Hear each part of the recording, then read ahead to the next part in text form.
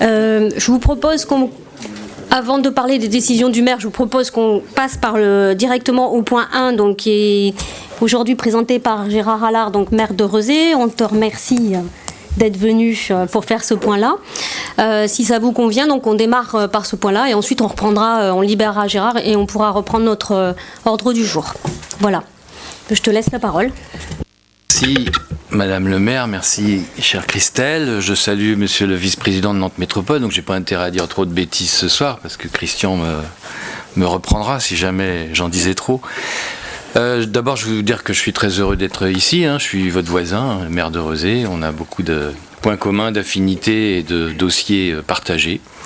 On parle souvent des Sorinières à Rezé. Je pense qu'aux Sorinières, on doit parler aussi de Rezé. Donc merci pour cette invitation. Je suis là aussi en tant que vice-président de Nantes Métropole surtout, chargé du développement économique. Et puis comme tu m'as sollicité Christelle, j'ai beaucoup de plaisir à être là.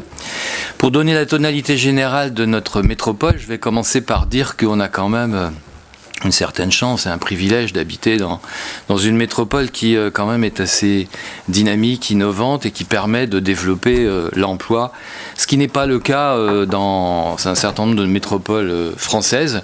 Mais quand on a 7,3% de demandeurs d'emploi, c'est beaucoup trop, mais c'est relativement peu par rapport à d'autres territoires et donc il faut s'en féliciter et comme vous allez le voir ce soir, la métropole contribue activement justement à la dynamique de l'emploi parce que notre priorité c'est ça, l'emploi, le dynamisme économique et l'attractivité.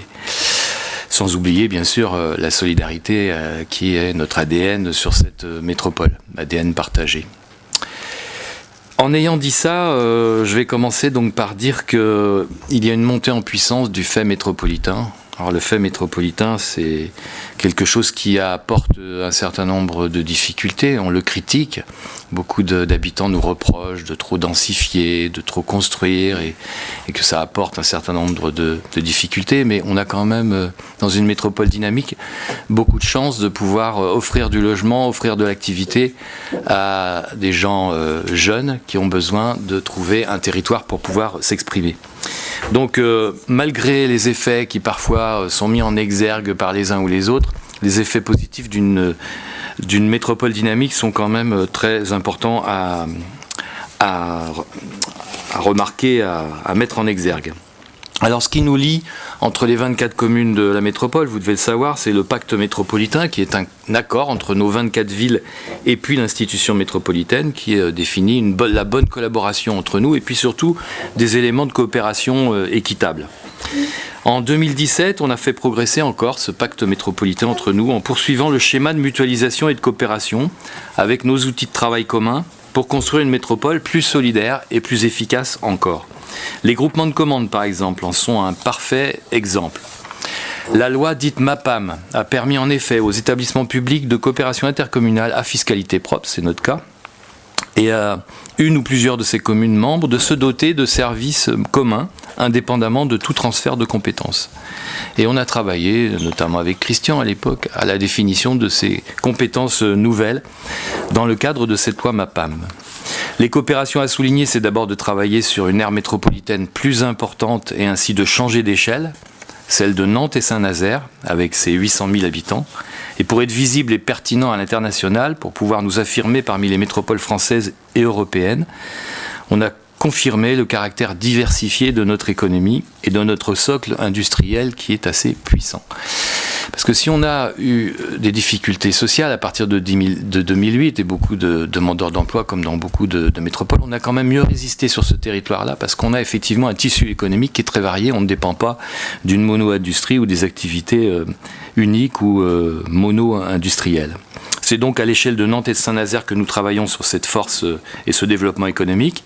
Mais on n'oublie pas l'axe Nantes-Rennes qui forme aussi une colonne vertébrale solide pour le développement du Grand Ouest. Et parmi les enjeux d'avenir pour notre territoire, nous priorisons deux filières importantes et deux domaines importants, l'innovation et le numérique. Le numérique qui constitue un des grands défis d'aujourd'hui pour demain, à la fois pour l'emploi. On considère qu'on a à peu près 5000 emplois qui ont été créés depuis le lancement de Nantes Tech, dans la santé, la culture, l'éducation, le patrimoine et puis la vie citoyenne. Le numérique réinterroge notre façon de travailler, vous le savez, et de vivre ensemble, et pour accompagner très concrètement la société dans ses évolutions, et sensibiliser le plus grand nombre aux enjeux du numérique. Nous avons créé pour cela des outils qui sont facilement téléchargeables par chacun ou chacune d'entre nous. Je vais vous parler de Nantes dans ma poche très rapidement, mais si vous avez cette application, elle est très utile pour savoir tout ce qui se passe sur la métropole, et y compris pour alerter la métropole sur les difficultés qu'on peut rencontrer sur des questions de voirie ou sur des questions diverses et variées de la vie locale. Donc cette application Nantes dans ma poche, téléchargez-la si vous ne l'avez pas encore fait, c'est quelque chose d'assez essentiel. Et on a fait la même chose pour les entreprises qui ont énormément d'informations à solliciter auprès de la métropole ou de la chambre de commerce et d'industrie. On a maintenant une application qui s'appelle Nantes Entreprise dans ma poche. Si vous connaissez des chefs d'entreprise ou des acteurs économiques, faites-leur savoir que cette application peut leur être utile au quotidien. Les partenariats institutionnels comme le contrat de plan État-région où les fonds FEDER sont aussi de vraies opportunités pour conforter notre soutien sur ces enjeux d'avenir, sur ces enjeux économiques. Alors on est rendu à la diapo 5, vous devez suivre. Non, c'est bien. Avec de tels enjeux d'adaptation et de développement, le dialogue citoyen s'impose et s'est affirmé en 2017. De même que la transition écologique. Le dialogue citoyen, c'est avant tout une volonté métropolitaine de co-construire ensemble l'avenir de notre territoire. Le lancement du second grand débat métropolitain à la transition énergétique, c'est nous, après le grand débat sur la Loire, vient confirmer cet enjeu. D'un autre côté, la transition écologique est au cœur de notre projet.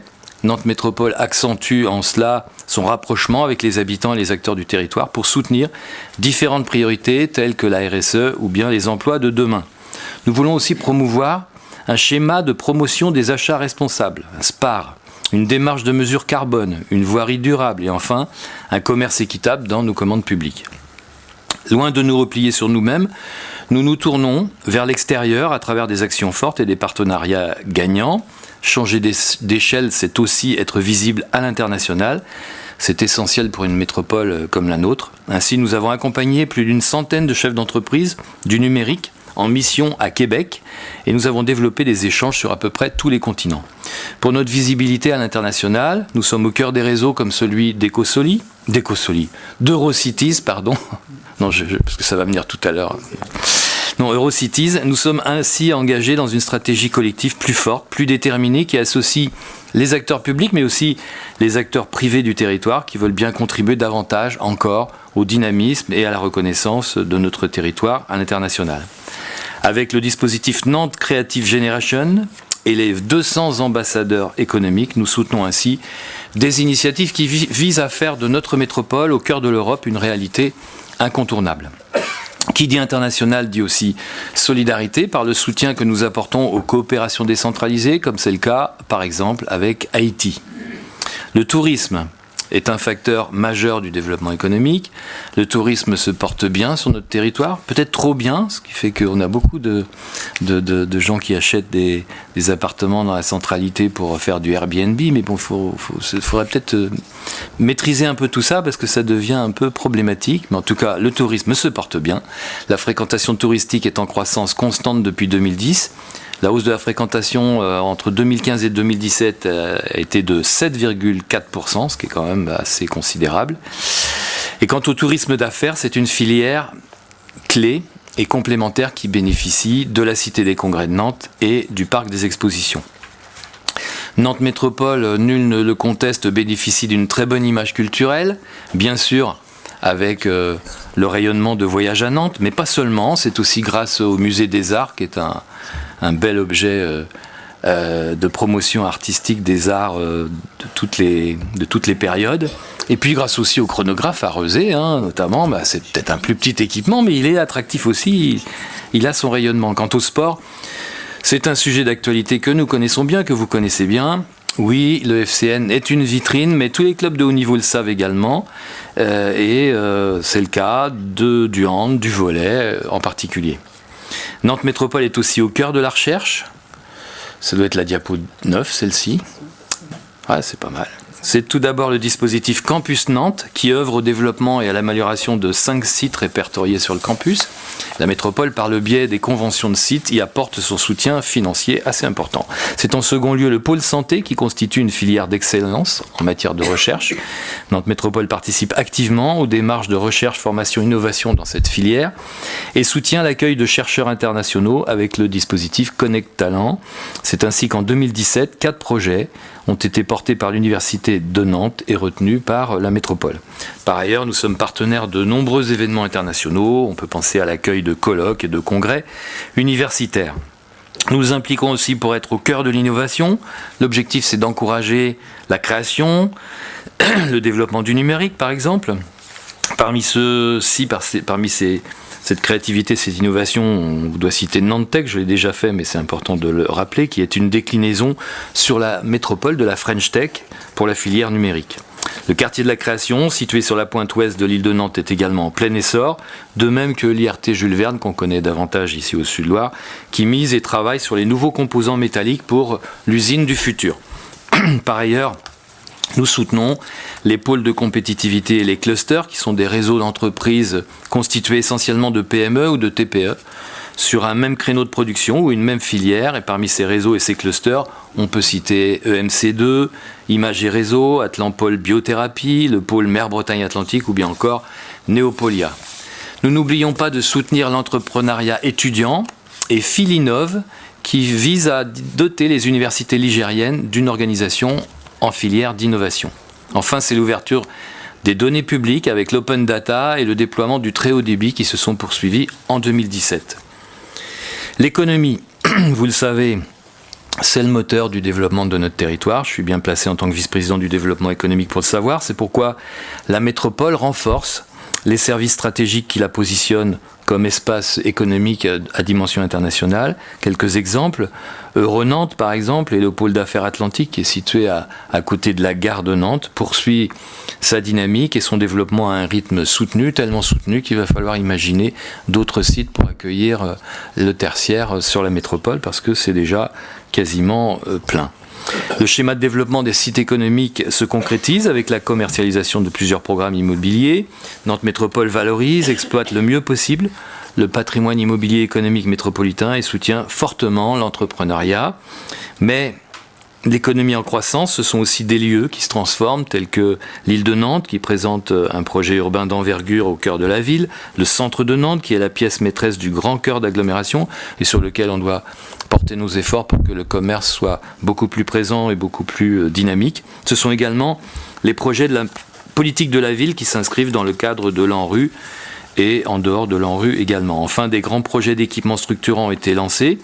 La nouvelle gare de Nantes, bien sûr, l'école supérieure des beaux-arts, l'ESBAM, Média Campus, BioWest, IRS Campus, le musée d'art de Nantes dont j'ai parlé, le palais des sports de Beaulieu, et puis le Mine, qui s'installe demain, ici, à votre porte, à celle de Rezé, tout proche de la centralité métropolitaine. Pour garantir à chacune et à chacun l'opportunité de bien vivre sur le territoire, nous devons offrir les conditions du mieux vivre ensemble et de la solidarité. Ça, c'est la 13. C'est fini ?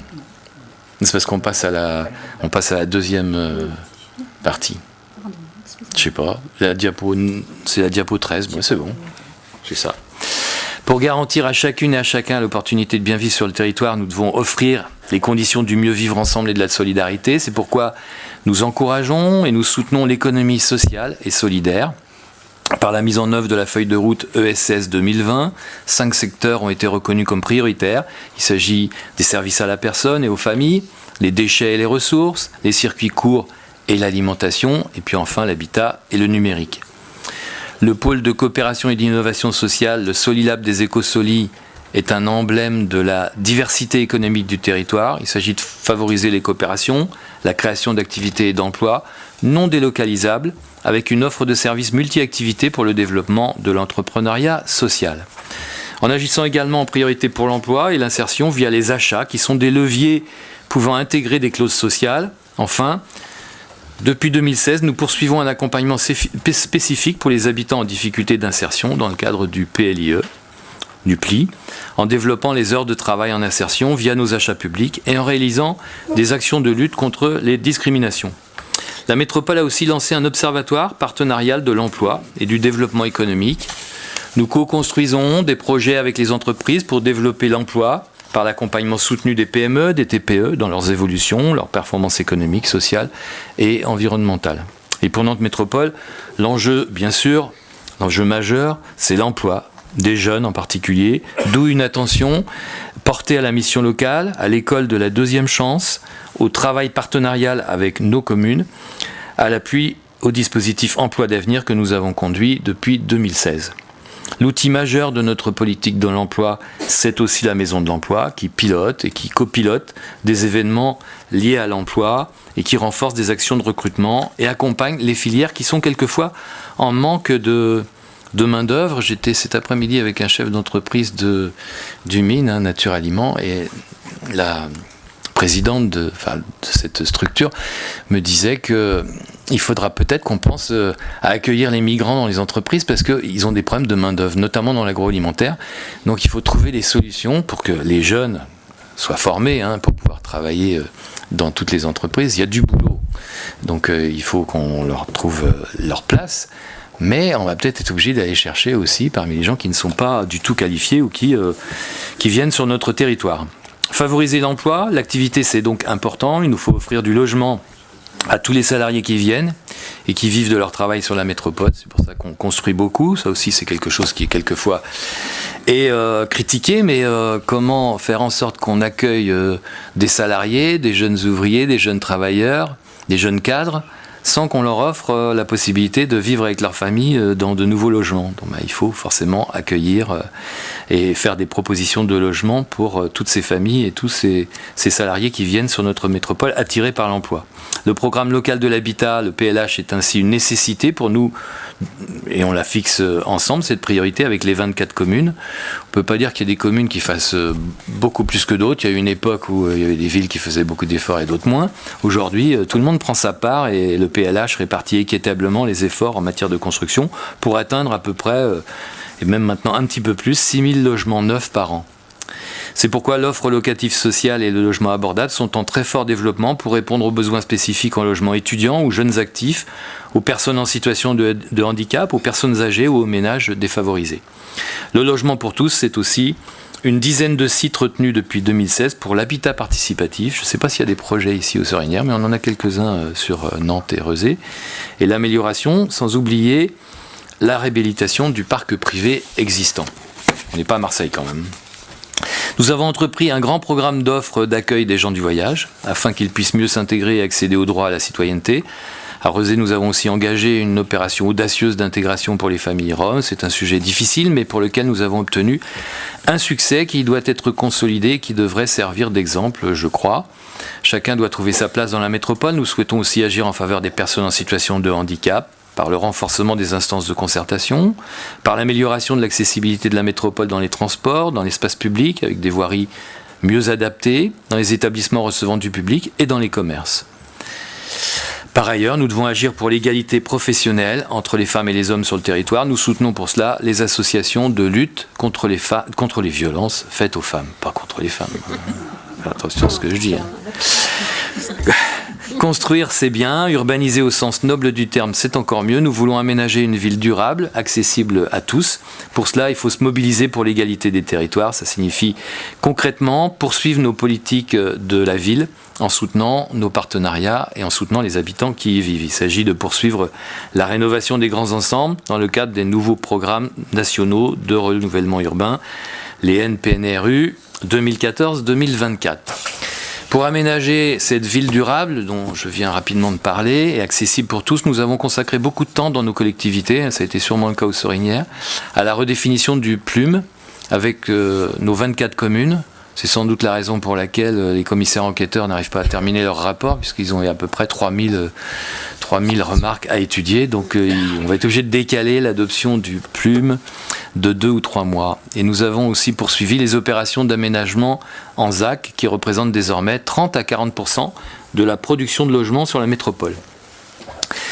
Notre métropole est désormais engagée aussi fortement dans la transition écologique et énergétique, En 2016, nous nous étions mobilisés autour du sommet Climate Change et nous avons lancé le grand débat sur la transition énergétique. Cela s'est traduit par la poursuite des dispositifs d'animation, de conseils vers les particuliers pour des économies d'énergie. Nous avons aussi accompagné la démarche en direction des copropriétés thermiquement dégradées. L'objectif, c'est de développer et d'optimiser les services publics de l'énergie au plus près des usagers, de réduire notre empreinte énergétique, bref, de consommer moins d'énergie et d'en produire davantage. Les réseaux de chaleur sont en expansion au Centre-Loire, à Bellevue, à la ZAC de la Noé à Saint-Jean-de-Boiseau, à la ZAC de la Minay à Sainte-Luce-sur-Loire et sur le réseau Nord-Chésine. Notre territoire est aussi producteur d'énergie renouvelable. Notre but affiché est de doubler cette production d'ici 2020 et de la tripler d'ici 2030. On va être assez exemplaire sur le mine puisqu'on aura à peu près 4 hectares de panneaux photovoltaïques sur les toits de ce bel équipement. L'optimisation énergétique de l'éclairage public se poursuit par ailleurs.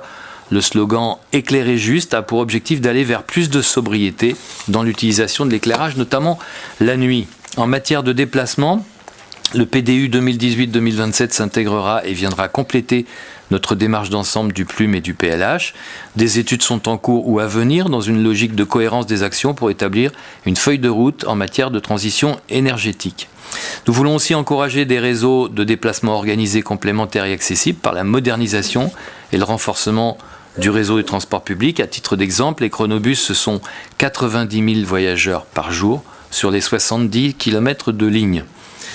Sur cette ligne du chronobus qui nous concerne, il va y avoir des améliorations, mais il faudra attendre la rentrée de septembre 2019. Ce n'est pas l'occasion d'en parler ce soir. Nous adoptons aussi le réseau aux nouveaux rythmes de vie et aux nouvelles habitudes de déplacement. Ce réseau des transports est en pleine croissance puisque 133 millions de voyages en 2016 ont été comptabilisés. C'est aussi pourquoi la TAN a été récompensée dans le cadre du 25e palmarès des mobilités. Mais nous poursuivons nos efforts avec l'acquisition de 61 nouvelles rames de tramway et le choix du busway électrique. Le déplacement urbain doit aussi favoriser les modes doux, les changements de comportement. Ça commence par le plan vélo 2015-2020 avec notamment des actions fortes sur le stationnement, la sécurité ou bien encore le dispositif d'écomobilité scolaire. Pour accompagner ces changements de mobilité, Nantes Métropole dispose d'un plan de mobilité domicile-travail qui monte en puissance. Nous engageons aussi des animations pour les scolaires, des formations pour les communes. D'autres outils d'accompagnement ont été mis en place tels que des guides ou des animations expliquant de façon ludique comment se déplacer sur la métropole. Pour mieux se déplacer, justement, il nous faut aussi apaiser la circulation, améliorer, adapter l'offre de stationnement. C'est aussi la mise en place d'outils de suivi de la circulation avec les services de l'État qui sont gestionnaires du périphérique nantais. Ça ne donne pas toujours des résultats très probants, mais enfin c'est tout de même des éléments d'amélioration. Pour apaiser la densité de circulation, une réflexion est en cours autour des modes doux de déplacement et des zones limitées à 30. Une commission métropolitaine autour de la sécurité routière a également été créée. La question du stationnement fait bien sûr partie des réflexions visant à élargir l'offre des P+R qui est aujourd'hui de 8 545 places de stationnement, dont 1186 places pour les vélos. C'est un des moyens pour faciliter l'accès et le développement du transport collectif. La gare Sud s'étoffe, elle gagne 30 nouvelles places de stationnement automobile. C'est modeste, mais c'est quand même nécessaire. Abordons maintenant la problématique des déchets. Trier, collecter, valoriser les déchets. Un plan d'action 2014-2020 a déterminé les orientations stratégiques de la métropole. Nous poursuivons la démarche zéro déchet, zéro gaspillage pour répondre entre autres à l'objectif national de baisse de 10% des déchets ménagers d'ici 2020. Il s'agit de sensibiliser nos concitoyens à la réduction des déchets, d'accompagner les professionnels dans une éco-démarche, de développer le compostage, le broyage et enfin de développer le réemploi des objets. Pour ça, nous avons mis en place un opérateur public de collecte dynamique pour que les conditions de collecte s'améliorent. Des équipements de traitement sont optimisés pour favoriser le développement de la performance énergétique. Et enfin, nous poursuivons l'alimentation des réseaux de chaleur. S'agissant de la gestion du cycle de l'eau, alors là, j'ai pas intérêt à dire de bêtises. Nous avançons vers une tarification sociale de l'eau, ce qui est quand même un progrès considérable, et nous modernisons l'usine d'eau de La Roche pour une gestion de l'eau plus performante. Le nord-ouest du département sera bientôt alimenté en eau potable de façon à anticiper une situation déficitaire. Ainsi, en 2017, les travaux entre la station de la Contrie à Nantes et Vigneux de Bretagne ont été quasiment terminés. En ce qui concerne le bassin du Maquis de Saffré, Le chantier pour la protection de la qualité de l'eau de l'Erdre a été terminé. Nous continuons à aménager les cours d'eau par une démarche cohérente, concertée, de protection, de restauration et de valorisation des milieux aquatiques. C'est l'exemple pour la restauration des marais de l'Erdre. Enfin, on a fait bien d'autres choses, mais il faut bien résumer. Un accord de programmation signé avec l'Agence de l'eau va permettre de maintenir un bon niveau de ressources et de services. Pour protéger les espaces naturels et agricoles, nous soutenons et développons l'agriculture périurbaine avec la consolidation du programme de remise en culture des friches agricoles ou bien encore avec la structuration du projet alimentaire territorial piloté par notre collègue Jean-Claude Lemasson. Nous projetons d'étendre et de préserver les forêts urbaines sur 1400 hectares d'espaces naturels et agricoles répartis sur 3 sites, sur 8 communes de l'agglomération nantaise. Il faut aussi de la prévention pour les risques et les pollutions. 24 communes ont arrêté leur plan communal de sauvegarde fin 2017. Un enjeu à porter ensemble sur la métropole, c'est de contribuer à un plan de protection de l'atmosphère. Là, je ne vais pas développer, mais on est quand même bien placé pour le savoir sur un sujet notamment qui nous concerne et qui nous préoccupe beaucoup, c'est le survol des avions sur Nantes Atlantique. J'en aurais terminé après la présentation rapide de la synthèse de l'année 2017, comme vous le voyez sur la diapositive 28, ça doit être la bonne. Hein. Les dépenses réelles, c'est bien ça, hein? C'est petit, non? Alors c'est 28, je pense, ou 27-28, hein, je sais pas, bon. Voilà. Les dépenses réelles 2017, tout budget confondu, se sont élevées à 1,80 900 000 euros, dont 669 300 000 pour le fonctionnement. C'est ces chiffres-là. Et je ne sais pas si vous les voyez bien sur le... Si, c'est pas mal.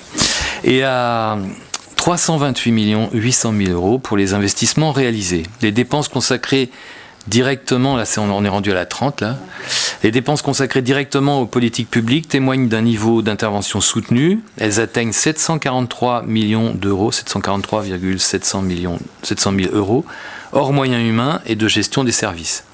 La métropole se veut résolument ambitieuse sur ce mandat en matière d'investissement, soit 328 800 000 euros, comme vous le savez.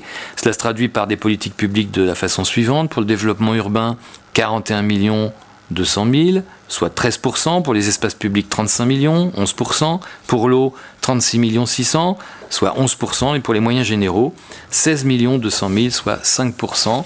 Les déplacements, 73,8 millions d'euros, soit 22%. L'enseignement supérieur, le développement économique, 121 millions d'euros, 37%.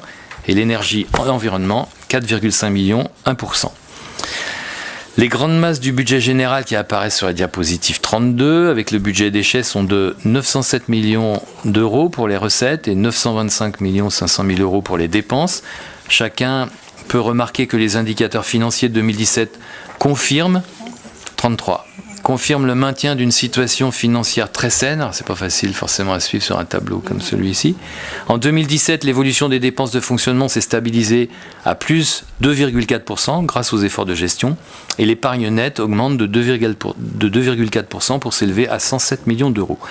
Les ressources propres ajoutées à l'épargne nette ont permis de financer 75% des investissements et ainsi de limiter le recours à l'emprunt. La métropole affiche donc, pour conclure, un résultat excédentaire au 31 décembre 2017 de 52 200 000 euros, dont 10 200 000 sur le budget général, ce qui est remarquable au regard des projets et des investissements. Et pour le dernier tableau, qui est intéressant, vous pouvez constater, sur une dépense de recette de 100 euros, les répartitions qui sont assez équilibrées, comme vous pouvez le voir. La tarification des services usagers, le versement transport et la fiscalité représentant plus de 63% des recettes. Voilà, Madame le maire, ce que je pouvais vous dire du rapport 2017 de Nantes Métropole. Merci Gérard, c'était complet. J'ai essayé. Oui, et bien. Synthétique. C'est synthétique. J'écris parce que sinon on part oui, dans des c'est très bien. considérations de commentaires et je ne tiens pas la route.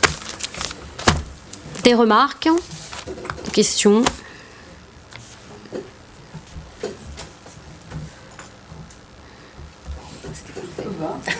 C'était vraiment complet. Ah oui, c'était bien mené.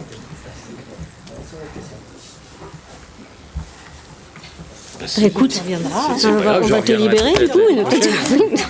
En tout cas, merci de votre accueil Merci et à puis toi. je vous souhaite Merci. bon courage pour Merci. la fin Oui. du conseil Merci. municipal.